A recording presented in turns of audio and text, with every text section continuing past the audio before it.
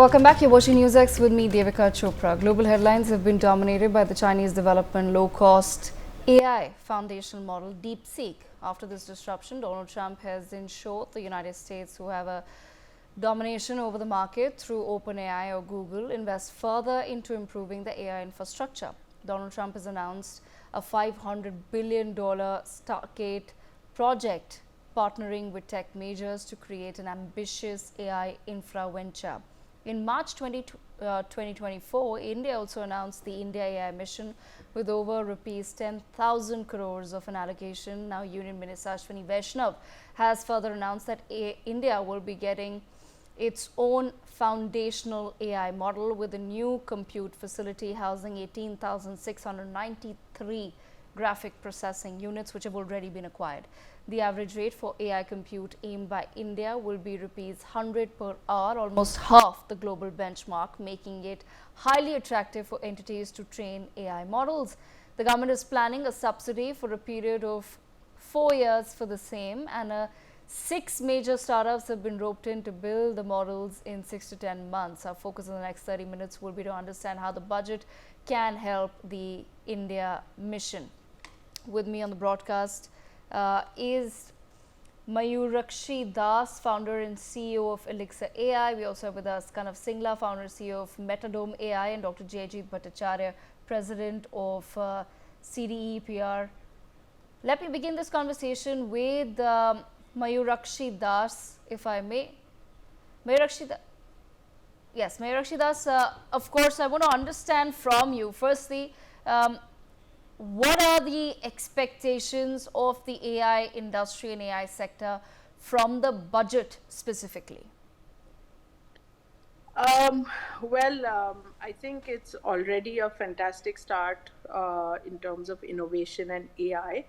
I would expect certain subsidies for also small and medium scale innovation of AI companies to really kind of contribute to this entire vision that India has of becoming an AI superpower. Innovation knows no size, right? It doesn't matter if it's the multinationals of the world or it comes from a 3-people organization. It's all about innovation. So I think the medium scale companies, AI companies, are at a slight disadvantage in terms of all legal proceedings, in terms of taxes, not many subsidies. Also, the general Indian market, whether it's the government side and the public side, which I work closely, I follow closely in both, and we are not, very open to, let me say, quote unquote, unbranded companies really contributing to this landscape. So while you said that 6 major companies have already been selected to kind of start this as a foundation, I think the budget should allow for many, many more startups or medium scale companies to come in.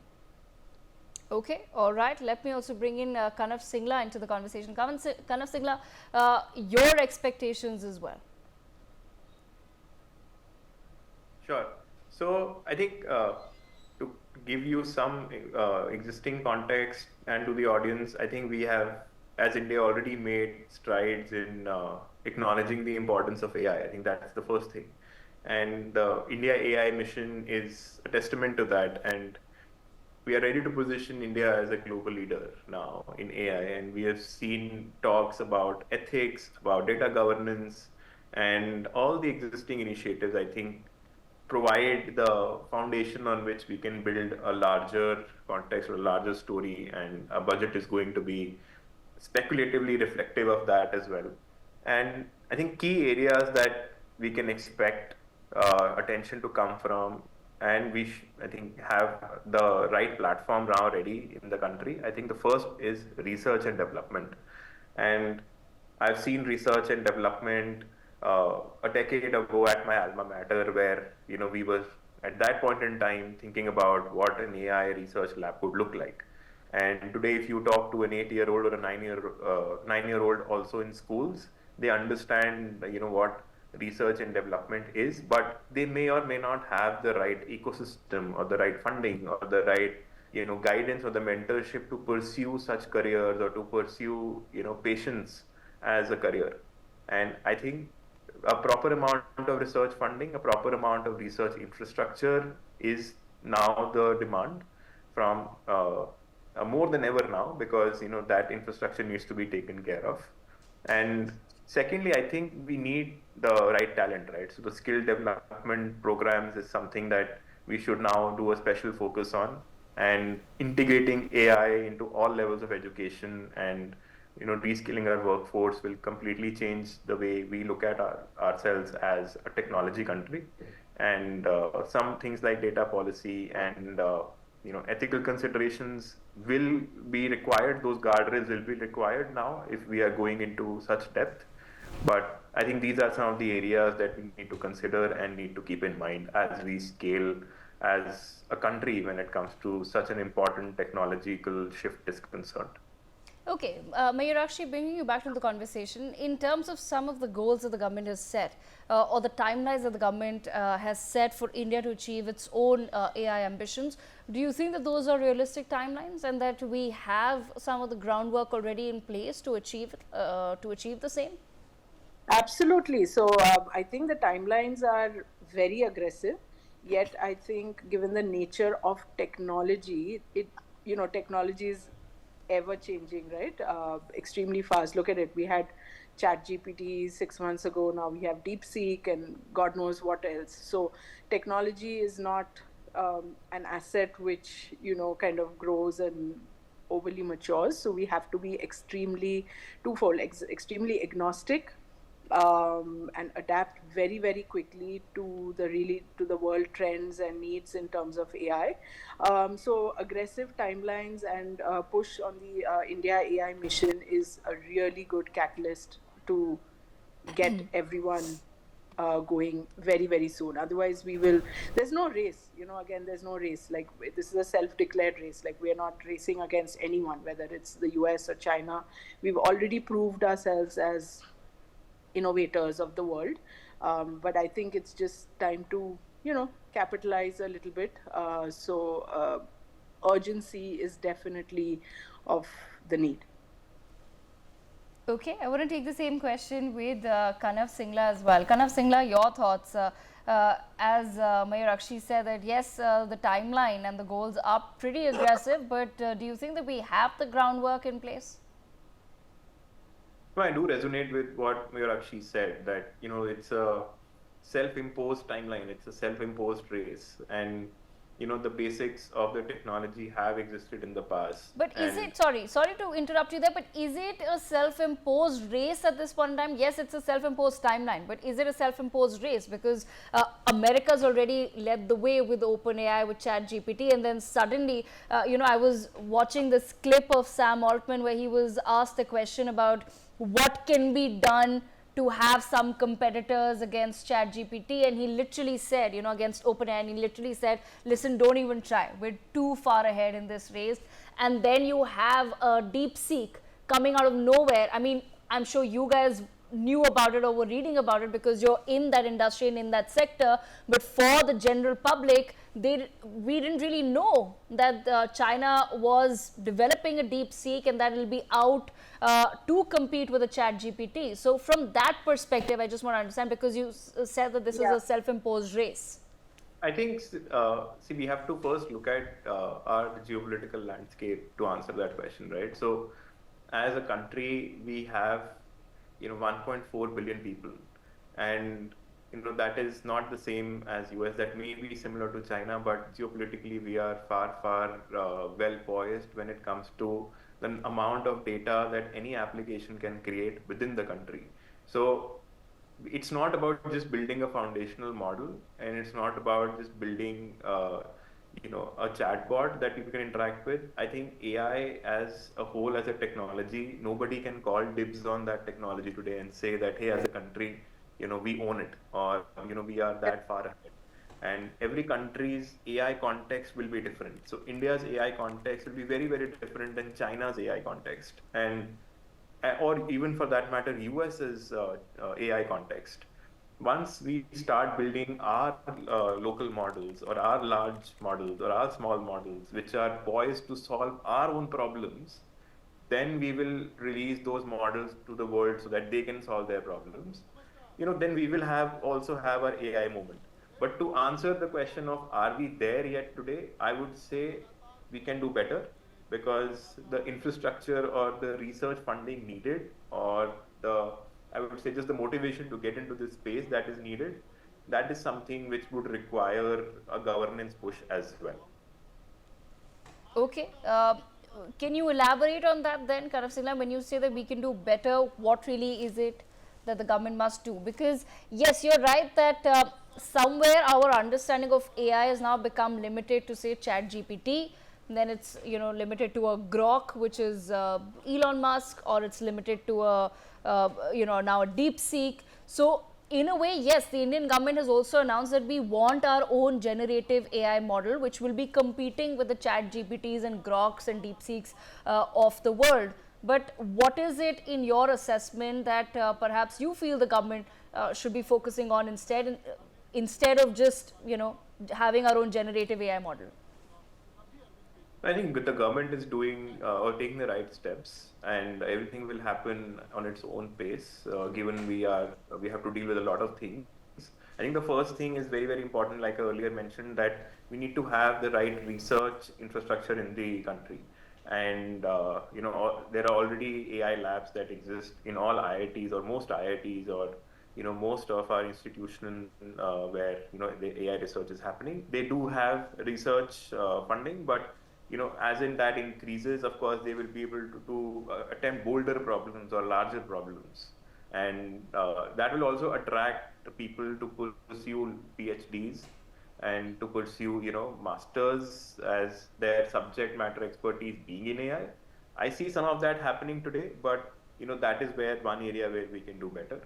Second is, of course, governance, right? Because, we can have all the funding, we can have all the people working on AI, but how we as a country are when it comes to compliance and governance is concerned.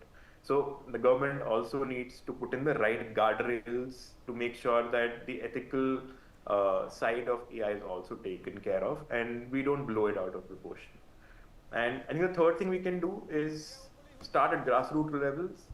And whenever as a country we have all come together and started something where 15-year-olds are also helping out, I think that is a great place to be in, because we are a young country compared to the others, and we have a massive talent pool available who need the right amount of skill development, who can give the push not only for today but for the next 5 years. Because even if it's a race, it's not a race for the next 6 months, it's a race for the next 20, 30, 40 years. And I would say that we should have a comprehensive plan as a country on where do we want to be in 2035 or 2040, and then work backwards from there. Okay. Mayur, actually bringing you in on that point, Yes. Kanav has just spoken about the younger population. Now, a very important point was raised in the economic survey, where it was said that AI is essentially expected to outperform humans in several domains, and certain sectors like healthcare, research, law, education, business, all of that was pointed out. We are at the cusp where we are, of course, we are already the most populated country in the world, but we're also at the cusp where we have the largest young population which is ready to be trained and to enter the workforce. How do you think, or how do you propose the government sort of needs to mitigate that challenge, where on the one hand, yes, we have to adapt to the realities of today's world, which is AI dependent or becoming more and more AI dependent, versus ensuring that in a way it's not hampering or giving into the fear that people have with AI, that okay, AI is just going to come in to take your jobs away from you. Yes, and I'm so glad you brought this point up, because I think all of us here, being from the field, will agree that that is the biggest myth, that AI is taking away jobs. AI is technology, is a type of technology. Technology has always been an enabler. It's never going to machine is never going to replace the human. Having said that, we can put machines, we can choose as humans to put machines in the forefront in areas like aerospace and defense, which, by the way, I missed making this point earlier, that India is a leader in AI technologies in that space. Some of our missiles are already trained to go off with minimal human interaction. So if we can save valuable trained military lives by deploying the machine where the human needs to go, why not? Again, like my fellow panelists said, AI is very geographically contextual. India has its own set of problems where AI can super help. You just mentioned AI, India is the most populated country, which means that the great work that our public services does, that our government does, I'm not sure that really penetrates into every citizen.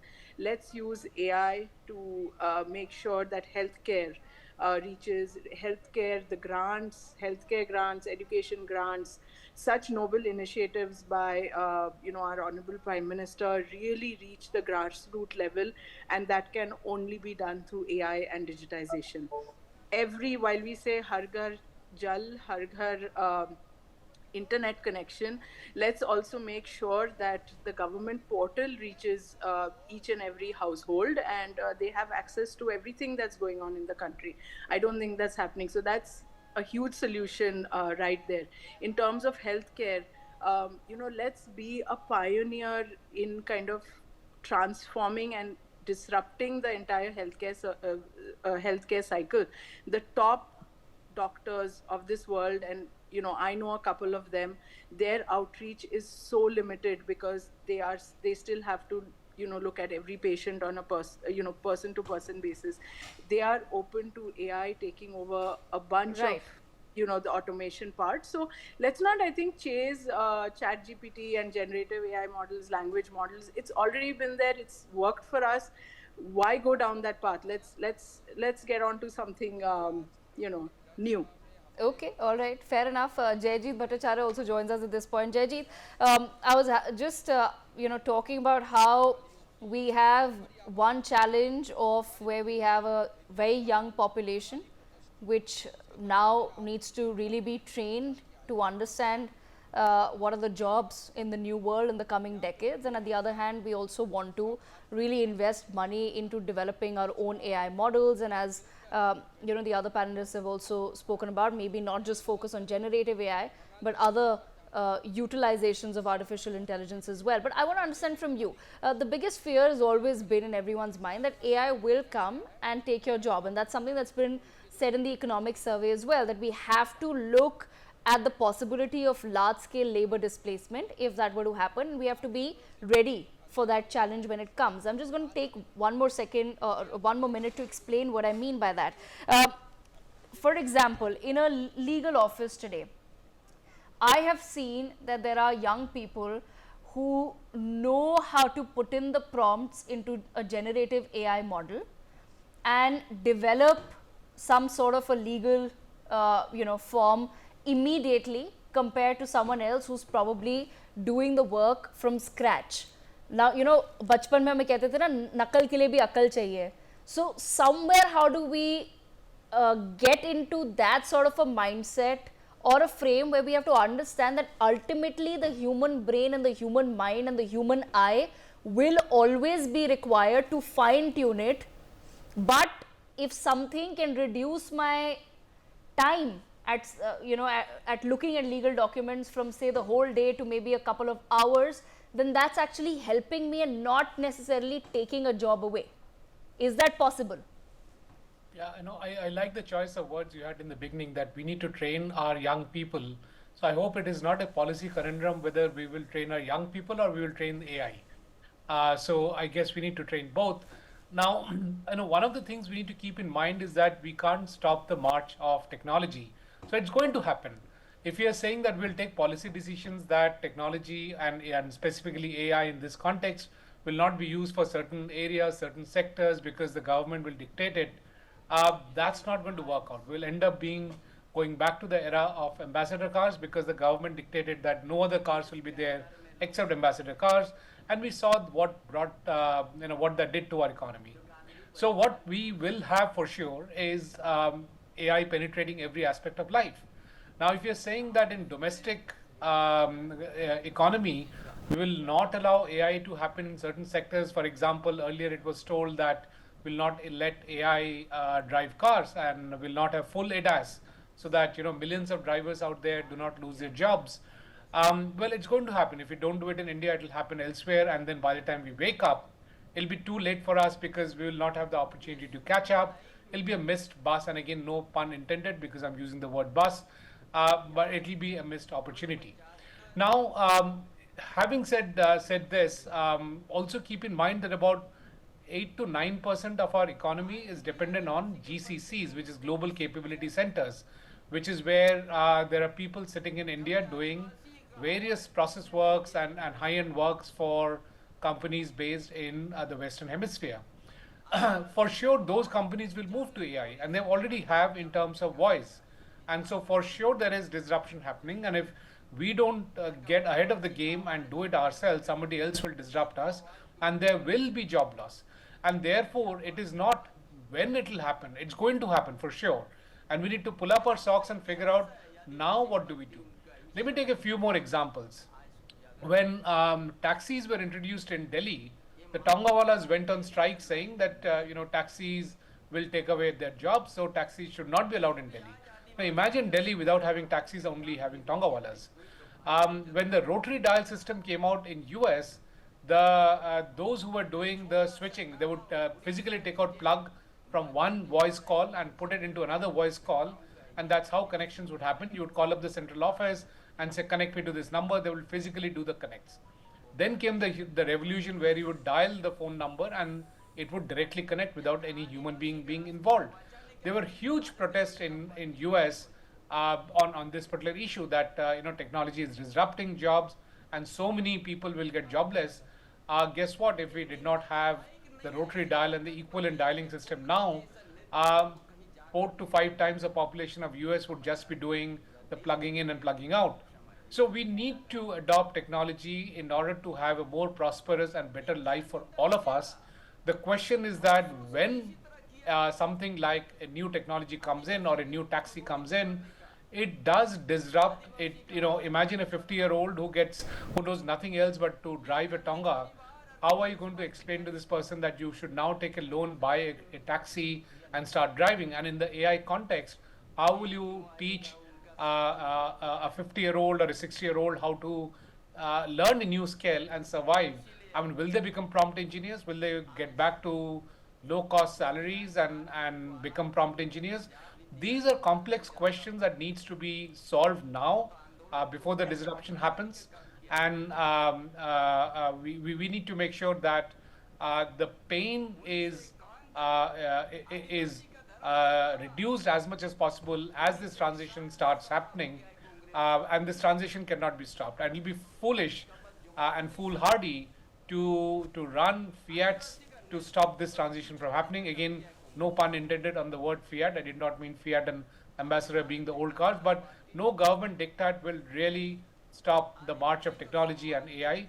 In fact, while the rest of the world is looking at China having disrupted by DeepSeek coming in, we are having conversations on how to regulate AI, on how to stop AI, how to put chains around AI. The conversation should be how do we get ahead of the game, get better than China and US, and still ensure that we've got jobs for everyone. Right, absolutely. That's all the time that we have. So I thank all of our panelists for joining us to take that very interesting conversation forward. With that, we're going to slip into a very quick break and come back with more on the other side. Stay tuned.